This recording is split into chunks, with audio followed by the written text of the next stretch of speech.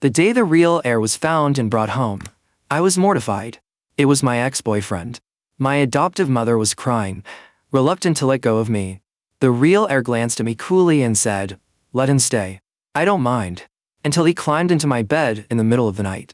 And smiled. Tried dumping me again. Let's see if you can run. Jake and I had gone to the same high school during sophomore year.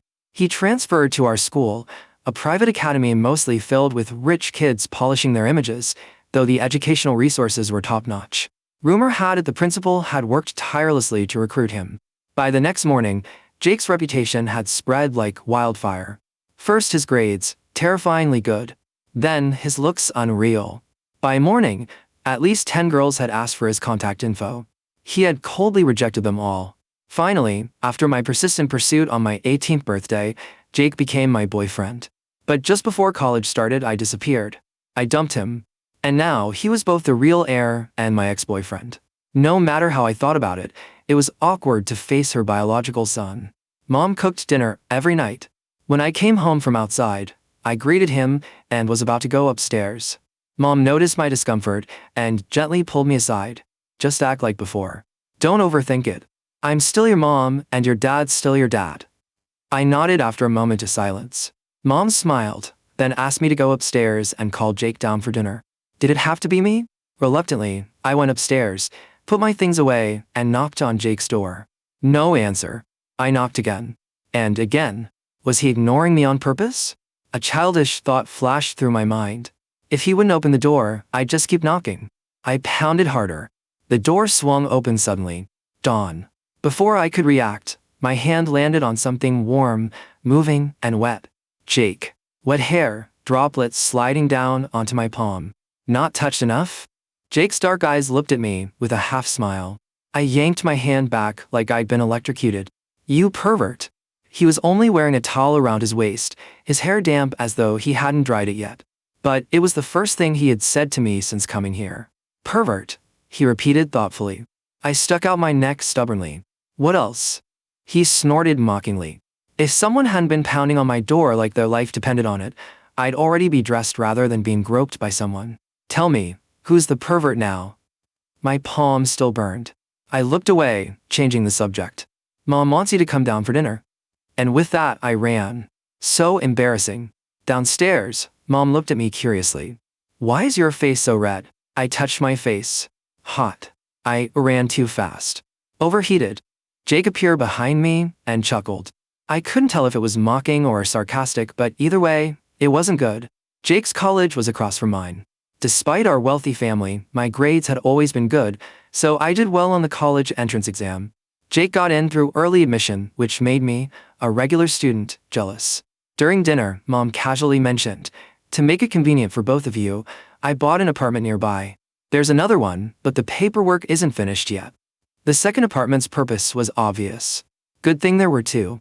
If Jake and I lived together, I'd go crazy. "2 apartments then," she said. Jake turned to her. "1 apartment each." Mom nodded. "1 apartment is fine," he said casually. I stared at him, shocked. What? Could we really live together, given our history?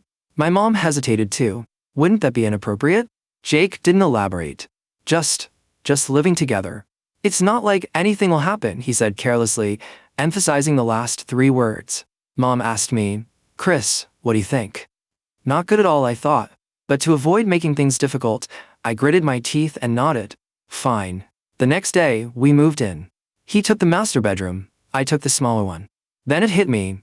When Jake first arrived, he hadn't refused to let me stay. He had suggested it. This was his plan all along. I knew it.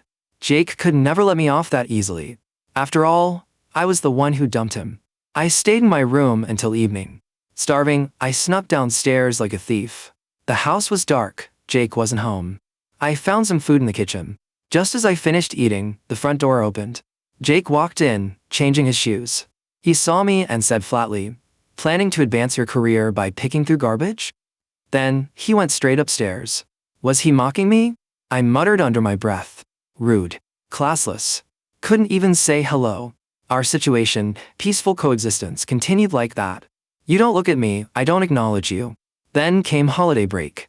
3 days of classes were fine. We didn't run into each other. But the holidays? Jake would be home for 3 days straight. My roommate suggested in our group chat that since we couldn't go home, we should go somewhere fun. My eyes lit up, ready to say yes. Then my phone rang. Mom. Chris, have you eaten? Not yet. Is Jake there with you? I texted him, but no reply. I didn't want to bother him, so I answered Mom. He's not here, I said, feeling a sour twist in my stomach. Mom probably felt uncomfortable around him too. It's a free day. Holiday. Where are you planning to go? I don't know yet. When Jake gets back, ask him if there's anywhere he wants to go. You two can decide together as a family. I wanted to say maybe living at home with Jake was awkward enough. Going out together would kill me. Okay, I'll ask him when he gets back, she said excitedly and hung up. That evening, Jake returned and, as usual, ignored me, heading straight upstairs. I took a deep breath and called out. He stopped, glanced at me, and snorted, looking as if to say, "That makes me think you still have feelings for me." I clenched my fists, trying to ignore the way my heart betrayed me with a flutter. He didn't wait for an answer. Of course he wouldn't, and disappeared upstairs again, leaving me standing there with a mix of frustration and something I wasn't ready to name. This was going to be interesting. The next morning, the apartment already felt like a battlefield. Jake was in the kitchen, humming faintly, dressed in a simple t-shirt and sweatpants, while I tried to navigate my way around him without tripping over my own nerves. "Morning," I mumbled, grabbing a mug from the cabinet. He didn't look at me, just reached for the coffee pot. Our hands brushed, just barely, but it sent a jolt through me. He snorted. "You're still clumsy," he said, not even apologizing. "Not clumsy," I shot back, trying to sound firm. "Careless, maybe." Jake smirked without turning. "Uh-huh. Careless. Sure." Breakfast was tense. Not that we were speaking much, but the occasional clash of elbows over the butter or the way he took the last piece of toast without offering it to me spoke volumes. I wanted to complain, but every time I opened my mouth, he gave me a look that froze me in place. Afterwards, the rules of the apartment started to emerge, by unspoken agreement, it seemed. He had claimed the master bedroom, naturally. I had the smaller one, which felt like a minor victory until I realized he had strategically placed some of his things in spots I might accidentally bump into. Later, while unpacking my things in the tiny bedroom, I discovered a small bag of my favorite chocolate tucked between some of his books. "Seriously?" I muttered, holding it up. "You know I'll find this." When I glanced over my shoulder, Jake was leaning casually against the doorframe, arms crossed, watching me. His expression was unreadable, and a slow, teasing smile tugged at the corner of his mouth. "Consider it a reminder," he said simply. I rolled my eyes but couldn't stop the warmth that crept up my neck. That evening, the kitchen became another battlefield. I was reaching for a cup in the cupboard when Jake appeared behind me, stretching to grab the coffee grounds. Our bodies brushed together again. My chest jumped, and I quickly stepped back, mumbling something about personal space.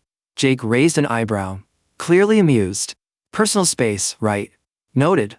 Dinner was another exercise in silent competition. He sliced the meat with surgical precision while I prepared the salad, both of us trying to avoid unnecessary contact. Every glance, every accidental brush of fingers, seemed to carry unspoken history. By the end of the night, I realized two things. One, living with Jake was going to be like dancing on a tightrope. One wrong step, and someone would fall into disaster. Two, he was very much aware of this, and enjoying it. As I climbed into bed that night, I sighed. Peaceful coexistence. That was the plan. Somehow, I doubted either of us would stick to it for long. The holiday break was supposed to be a relief, but it turned out to be anything but. Classes were done, friends were heading home, and the apartment suddenly felt smaller than ever with Jake around. Our roommates had decided we should all go out to make the holidays fun, as they put it. I wasn't sure why they assumed Jake and I would actually get along, but I didn't have the energy to argue. By the time we arrived at the small cafe downtown, a light drizzle had started outside. I tried to ignore the way Jake's presence loomed beside me, but it was impossible. He was calm, relaxed, but there was a sharp awareness in his eyes that made me uneasy. Then a familiar voice called out, "Jake. Hey, long time no see." A friendly acquaintance from college waved, sliding into the booth with ease. Jake smiled politely, and my stomach twisted. That smile, the same one he'd used to charm me back in high school, was aimed at someone else. My cheeks heated. I muttered under my breath, "Seriously?" Jake glanced at me, eyebrow raised. "What? You interacting with him, Like that. He laughed softly, a sound that made my stomach clench. He's just a friend. Yeah, well, friends don't smile like that at me. My tone was sharper than I intended. Jake's eyes sparkled, teasing. Oh, is that jealousy I hear? I crossed my arms, trying to play it cool. Hardly. He leaned back, smirking. Alright, bet then. Let's see who can make the other fluster first. What? I sputtered, blinking at him. You heard me. Whoever reacts first loses. He tapped his finger on the table, eyes glinting with mischief. I hesitated, then grinned, accepting the challenge. You're on. The next hour became a game of small, calculated movements. He brushed my hand accidentally on purpose. I retaliated by leaning a little too close when reaching for the sugar. Every glance, every laugh, every subtle touch became a weapon in our silent duel. Outside, the drizzle turned into a steady rainstorm. The cafe emptied quickly, and soon it was just the two of us, the rain pattering against the windows. Jake leaned back in his chair, watching me with a faintly mischievous smirk. Looks like we're trapped here for a while. I bit my lip, trying not to let my heart rate show. Lucky us. He stretched, reaching across the table for his cup, and our hands brushed, again. This time, I didn't pull back fast enough. The heat from his touch lingered, and I felt my face burn. Jake noticed immediately, a slow, amused smile spreading across his face. Flustered already? I glared at him, trying to hide my reaction, but failing miserably. Shut up. You're hopeless, he said softly, leaning back, though his eyes never left mine. The rain kept falling, and for the first time since he moved in, the world outside seemed to disappear. Just him, me, and the charged silence between us. And somewhere deep down, I knew this forced proximity was only going to make everything more complicated. The apartment was quiet that evening, the kind of silence that pressed in on you and made memories feel louder than usual. I was unpacking a box of old things, half-heartedly trying to organize, when something slipped out and landed at my feet. A photograph. I froze. It was us, Jake and me, back in high school. My arm around his shoulder, both of us laughing, completely unaware of the world beyond that moment. Chris. Jake's voice made me jump. He was leaning against the doorframe, a towel still damp from a shower draped over his shoulder. His expression was half amused, half curious. I clutched the photo, my stomach twisting. It's nothing. Jake stepped closer, his eyes scanning the picture. We looked happy, didn't we? His voice was softer than usual, almost tender. I blinked, unable to argue. We were, I guess. He leaned against the table, one hand on the edge, studying me with that sharp gaze that could cut through any wall I built. You dumped me. The words weren't accusatory, just factual. I shifted uncomfortably, avoiding his eyes. I had my reasons. Really? His eyebrow arched, skepticism clear. You disappearing the way you did, that was your reason? I flinched, guilt prickling at the edge of my mind. I thought I was protecting both of us. Things were complicated. I didn't want to drag you into my mess. Jake's expression softened slightly, but that teasing glint never left his eyes. So, you left me. Without explanation. And yet here we are, living under the same roof again. My words faltered. He leaned closer, so close I could feel the warmth radiating off him. You know, I never stopped thinking about you. The air between us thickened. My chest tightened. Jake. He smirked lightly, shaking his head as if to break the tension, but his eyes betrayed him. And yet you still react like this around me. I felt heat rush to my face. It's not like that. Sure, he said, voice dripping with mockery. Not like that. We stood there, caught in the space between past and present. All the teasing, all the frustration, all the unresolved feelings. The photo had cracked open a door neither of us had dared approach. I swallowed hard, glancing down at the picture again. I didn't mean to hurt you back then. Jake leaned back slightly, hands in his pockets. You did. But I suppose you had your reasons. I just wish you told me. I know, I whispered, voice barely audible. He gave me a small, knowing smile, one that carried both reproach and affection. We'll see if we can survive living together now, won't we? I wanted to groan and run, but instead, I found myself nodding. Somehow, despite everything, it didn't feel as impossible as I thought. Because maybe, just maybe, some things were worth revisiting. The next week passed uneventfully, or at least I thought it had, until I ran into him, His name was Run, a classmate from one of my elective courses. Charming, polite, the kind of guy who smiled like he meant every word he said. He waved as I entered the library, sliding into the seat across from me. "Chris. Fancy seeing you here," he said, voice warm. "Mind if I join you?" I shrugged, trying to act casual. "Sure, why not?" We spent the next hour laughing over shared jokes about professors, and I found myself jokingly leaning closer when he teased me about my handwriting. The warmth of his attention made me forget for a moment that Jake existed. Until I heard it. "Flirting again?" I froze. Jake was standing behind me, arms crossed, his dark eyes sharp and stormy. My stomach dropped. "Jake," I started, but he waved me off. "I see how it is. I'm right here, but apparently, you need someone else to entertain you." His tone was dangerously calm, but I could hear the bite in it. Ren cleared his throat, glancing between us. I didn't mean. "I think you should leave," Jake said casually, but the tension in his jaw gave him away. Ren's smile faltered, but he didn't argue. "All right, see you later, Chris." The second he was gone, I turned to Jake, flustered. "Jake, it's not like that. I was just joking." He leaned back against the bookshelf, eyes narrowing playfully. "Sure, joking." Leaning close, laughing like that very convincing Chris. I groaned, running a hand through my hair. "You're ridiculous."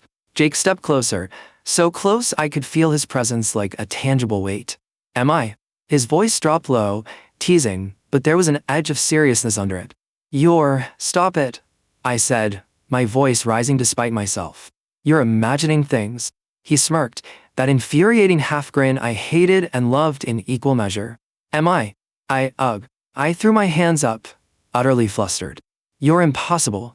"Maybe," he said softly, leaning even closer. "Or maybe I just don't like anyone else getting that close to you." I froze, the words hanging between us. My face burned. My heart raced. And yet, as much as I wanted to deny it, a small, guilty thrill ran through me. "You're ridiculous," I muttered again, stepping back to regain some composure. Jake didn't follow, but his smirk remained, teasing and victorious. And just like that, the unspoken rivalry was clear. I didn't need to hear it from him directly. Jake had made it painfully obvious where I stood in his mind. The storm hit just after dinner, turning our quiet apartment into a cage of rain and wind. Within minutes, the power flickered and died, leaving us in darkness. "Great," I muttered, fumbling for my phone's flashlight. "Perfect timing." Jake leaned casually against the doorway, arms crossed. "Seems like it's just us tonight." His tone was calm, almost casual, but there was something in the way he said it that made my stomach twist. Yeah," I stammered, trying to sound nonchalant as I maneuvered toward the couch. The tiny apartment felt smaller than ever with him there. He followed, silent except for the occasional creak of the floorboards. My heart thumped in a rhythm I could barely control. "So," Jake said suddenly, tilting his head, "who's getting the better side of the bed tonight?" I froze, blinking at him. "Excuse me?" He smirked in the dim glow of my phone. "You know, the bed. Master bedroom. Better blankets. Closer to the window. I was thinking we should figure out who gets what." I swallowed, flustered. I don't care." He stepped closer, brushing past me by accident, or maybe not. The air between us seemed to hum with tension. Not caring, that's suspicious. I turned away, trying to keep my composure. "It doesn't matter." Jake's hand lightly grazed my shoulder as he moved past me, and I felt the heat of it linger longer than it should. "Doesn't matter, huh?" His voice was soft, teasing, but there was a sharpness to it that made my pulse spike. I wanted to protest, but my voice caught in my throat. My face burned. He circled to the couch, leaning over slightly to grab a blanket, and our knees brushed. My breath hitched. "Jake." He looked at me, eyes glinting in the faint light. "Relax," he murmured, though his proximity made relaxation impossible. "We're just figuring out bed territory. Nothing else." "Right, nothing else," I muttered, even though my entire body screamed otherwise. He leaned closer, closer than necessary, until I could feel the warmth radiating off him. "You're so predictable," he whispered. I shouted, pressing my hands against my face. "Stop teasing me." He chuckled, low and throaty, brushing a stray strand of hair from my forehead. "Teasing? Maybe. But you like it." "Shut up," I yelped, backing toward the arm of the couch. Jake let his hand linger near mine on the armrest, not moving away. The tension between us was almost unbearable, every accidental touch, every brush of skin amplifying the unspoken desire that had been simmering since the moment we moved in together. Outside, the storm raged on, lightning flashing through the windows. Inside, the heat between us was more dangerous than any thunderstorm. I realized, with a sinking sort of thrill, that surviving the night would be impossible without one of us giving in first, and neither of us was likely to admit defeat. The sound of clinking cutlery echoed through the dining room, mingling with polite laughter and the subtle hum of a well-practiced family dinner. My adoptive mother had insisted we host a small gathering, just a few relatives, she said, to celebrate the holiday season. Of course, that meant Jake and I were trapped at the same table. "Chris," my cousin began, a sly smile tugging at his lips. "So, how's it living with the heir now? Must be interesting, huh?" I froze mid-bite, trying to think of a diplomatic response. "It's fine," I said cautiously, forcing a smile. Jake's hand brushed mine under the table, subtle but deliberate. I glanced at him, and his eyes met mine, dark, unreadable, but unmistakably protective. "Oh, come on," my cousin continued, teasing. "You two must get along. Or, do you fight over the master bedroom?" I opened my mouth, but Jake spoke first. "We don't fight," he said, calm and smooth, his gaze flicking to my cousin in a way that silenced the room. "We coexist. And for the record, I don't tolerate anyone questioning her living arrangements." A hush fell over the table. My mouth went dry. Did he just defend me? My cousin blinked, slightly stunned. I was just joking." Jake's eyes didn't leave him. "Jokes are fine," he said slowly, "but it's insulting if they undermine someone I care about. Consider that a courtesy warning." I felt my chest tighten, warmth creeping at my neck. I wanted to be embarrassed, but at the same time, I was stunned by how fiercely he just protected me, not in front of strangers, but in front of family. You're impossible," I muttered under my breath once the conversation moved on, my face hot. Jake smirked faintly, leaning back in his chair. "Maybe. Or maybe I just don't like seeing anyone treat you poorly." I tried to hide the flutter in my stomach, looking down at my plate. "Thanks," I whispered, more sincerely than I intended. The rest of dinner passed with small talk and careful conversation, but the dynamic had shifted. I noticed Jake subtly steering questions away from me, offering me the first choice of dishes, and even letting me claim the coziest spot on the couch when we moved to the living room afterward. Later, when we were alone in the apartment, I nudged him. "You were protective back there. Why?" He shrugged, leaning against the doorway, casual but unshakable. "Someone had to. It's part of living together, part of keeping things fair." "Fair?" I echoed, raising an eyebrow. His smirk was slow, deliberate, teasing. "Yeah, fair. Just remember who's in charge, okay?" I groaned, sinking onto the couch, part exasperated, part secretly thrilled. "You're infuriating." He laughed softly, the sound echoing warmly through the apartment. "And you love it." I wanted to argue, but the truth lingered in my chest, undeniable. Somehow, despite all the teasing, the jealousy, and the awkwardness, I did. I was in the kitchen, chopping vegetables for dinner, trying to focus on something, anything, other than the storm of emotions Jake had stirred in me lately. The apartment smelled faintly of garlic and olive oil, and the soft hum of the overhead light was the only background noise. Until I caught him. Jake was leaning against the doorway, arms crossed, eyes fixed on me. Not casually, not distractedly, he was watching me. Every slice of the knife, every glance down at the cutting board, every bite of my lip. He noticed it all. "Stop staring," I muttered without looking up, though my voice was tinged with something I couldn't quite hide. He smirked, slow and infuriating. "I'm not staring. Just observing." "Observing?" I scoffed, setting the knife down, and turning to face him. "You mean making me paranoid?" His smirk softened into something warmer, almost tender. "Maybe. Or maybe I'm wondering why we can't just go back to how it was." I froze, my chest tightening. "Back to what?" He stepped closer, slow, deliberate. "Back then. Before the distance, the mistakes, the leaving. Back when we didn't have to hide behind walls." "Jake," I whispered, the word trembling on my lips. "Chris," he said softly, tilting his head, "I never stopped thinking about you. Not for a single day." The room seemed to shrink. My heart pounded in my chest. "You what? I thought I lost you forever." And now here we are, living together, forced to see each other every day. And I can't pretend it doesn't matter. I wanted to deny it, wanted to scream that I didn't care, that I was fine, but the truth was undeniable. My stomach knotted, and my hands itched to reach out to him, though I didn't. You left, I said finally, my voice firmer than I felt. You have no idea what that did to me. I know, he said, voice low, almost painful. I was angry, hurt, confused, but it didn't change how I felt. And seeing you now, it's worse, because every day I have to pretend I'm fine just watching you. He stopped, swallowed, and ran a hand through his hair. Just watching you live your life without me. The words hit me like a punch. I swallowed hard, feeling a rush of guilt and longing. Jake, He stepped closer, closing the distance between us. I could feel his warmth, smell the faint scent of him. Clean, subtle, intoxicating. Chris, he whispered, his hand brushing mine accidentally on the counter. Why did we let everything get this complicated? I glanced up at him, eyes locking with his. I don't know, I admitted softly. I wish we could just go back.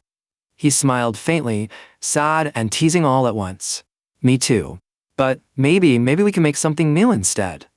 I felt the tension between us shift, from anger and hurt to something fragile and electric. The air hummed around us, filled with unspoken words, lingering glances, and a promise neither of us dared speak aloud. And for the first time in a long time, I didn't want to run. The rain had finally stopped outside, leaving the city streets slick and shining under the streetlights. I was pacing the living room, frustrated and flustered because Jake, of course, had been teasing me relentlessly all evening. You're impossible, I muttered, crossing my arms. Jake leaned casually against the couch, that infuriating smirk tugging at his lips. I am? Or are you just reacting the way you do, because you care? I froze mid-step, eyes narrowing. Care? About what? He tilted his head, gaze sharp, amused, and somehow dangerous all at once. About me, obviously. Obviously not. I snapped, trying to sound firm, though my chest betrayed me with each ragged inhale.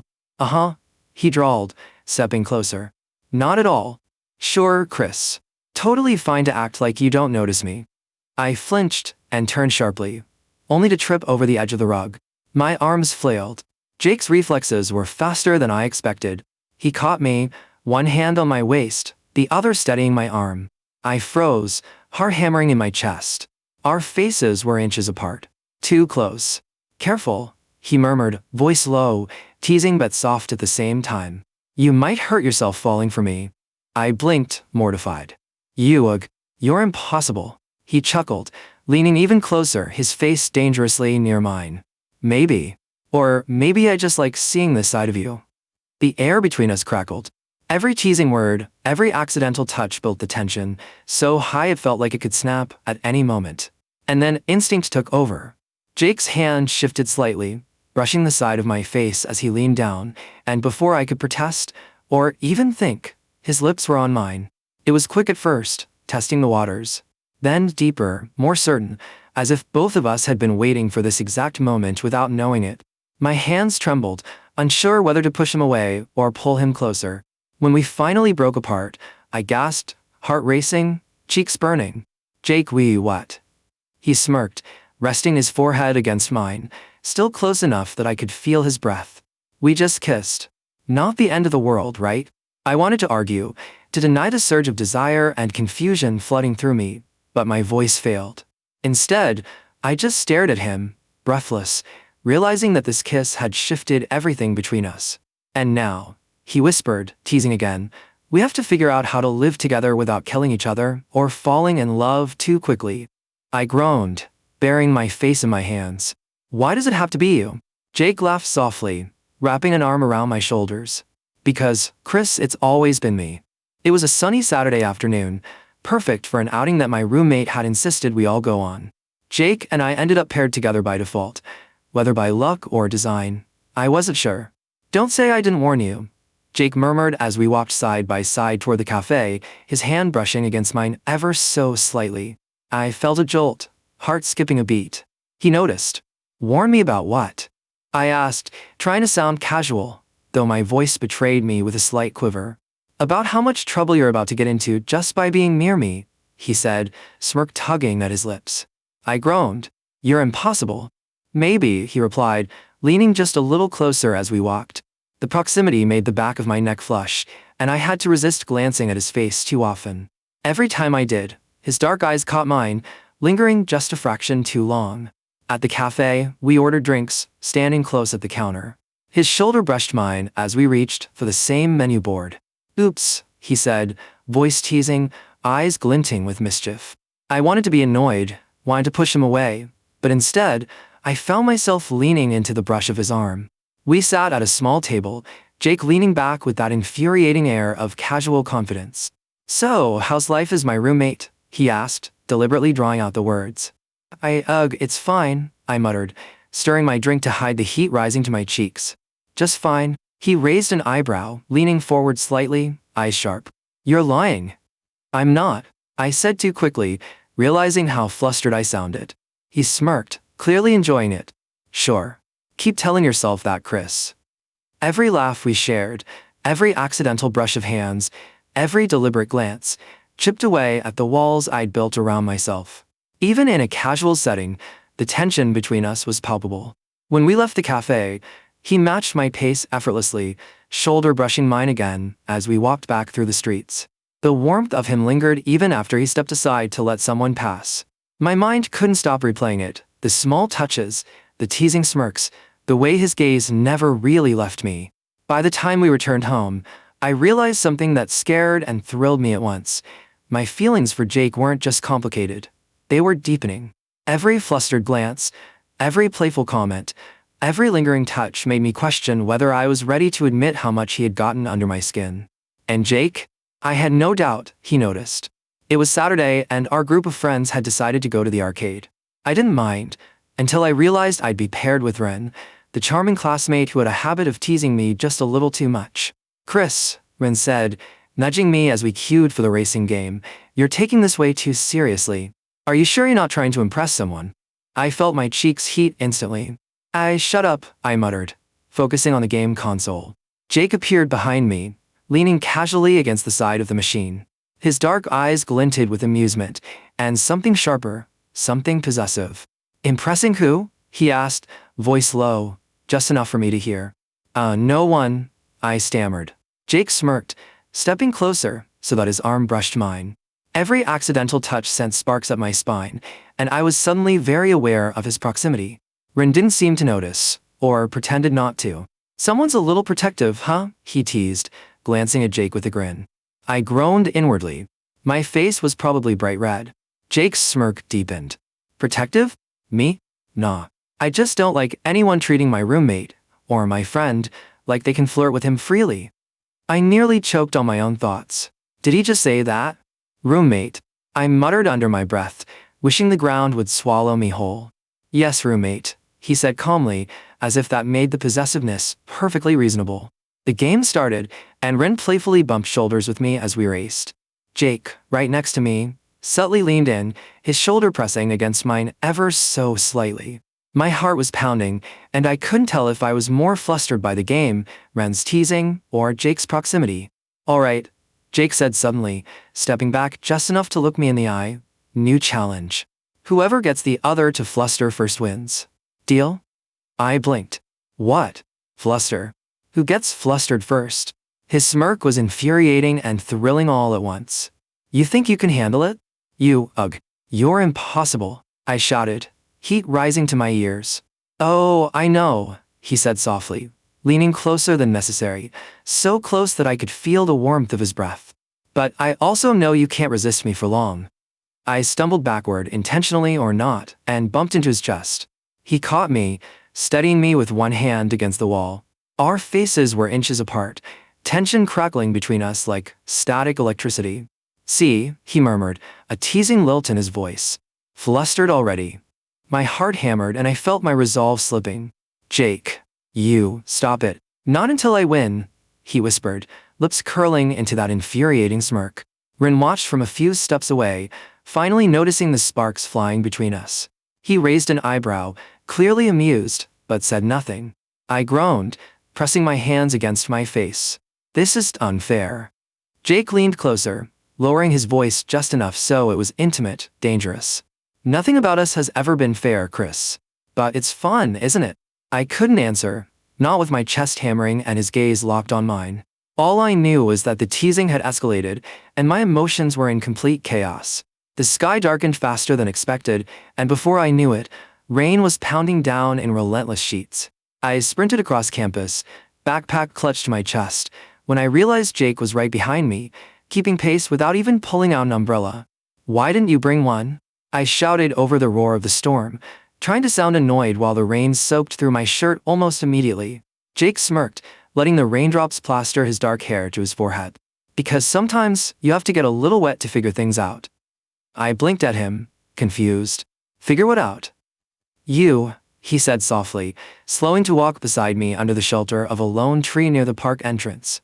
His shirt clung to his lean frame, every line of him visible, and my heart betrayed me with a sudden, erratic flutter. I wanted to protest, wanted to tell him to stop teasing me, but instead I stammered. "Figure what?" "Jake." He tilted his head, eyes glinting, and leaned closer just enough that I could feel the warmth radiating off him despite the rain. "Figure out why you've been avoiding saying what you really feel." I froze. My chest constricted. I don't know what you mean," I said weakly, though every nerve in my body screamed the truth. Jake's hand brushed mine accidentally, or maybe not, sending a jolt up my arm. "Chris, you can't keep pretending. Not with me. Not anymore." I began, then stopped, words failing me.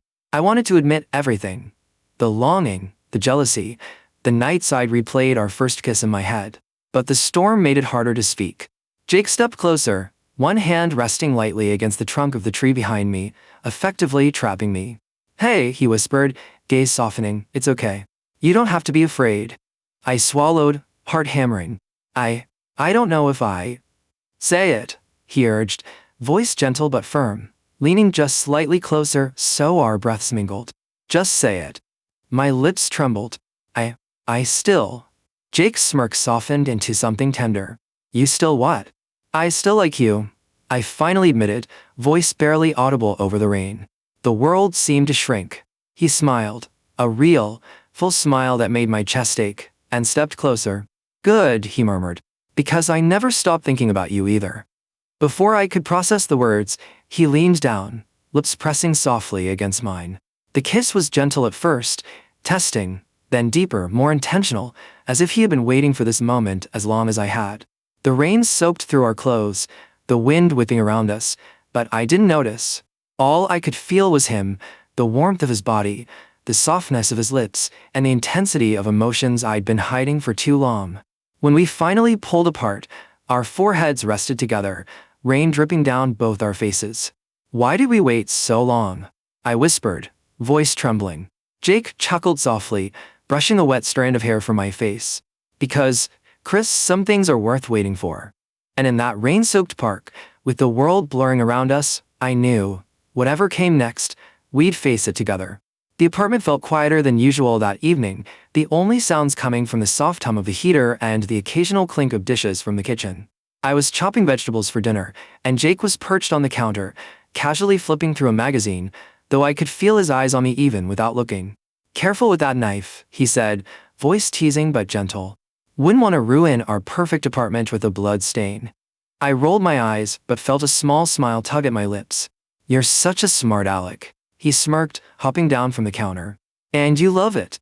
I tried to ignore the flutter in my chest as he reached for a cup near me, our hands brushing accidentally.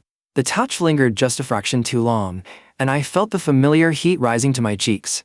"Jake, stop," I said lightly, though my voice betrayed me, soft and flustered. "Stop what?" he asked, eyes glinting mischievously. "Being adorable or being annoyed at me?" I groaned, shaking my head. "Both." We worked in silence for a few minutes, moving around each other in the kitchen. Small touches became more intentional, his hand brushing mine as we washed dishes, me leaning slightly closer than necessary to hand him a bowl. "Okay," Jake said suddenly, leaning against the counter and watching me. "We need some rules." "Rules?" I asked, frowning. "Yeah," he said, smirking. "Like, don't invade my private space when I'm trying to read. But it's fine to touch me accidentally. Or intentionally if you want."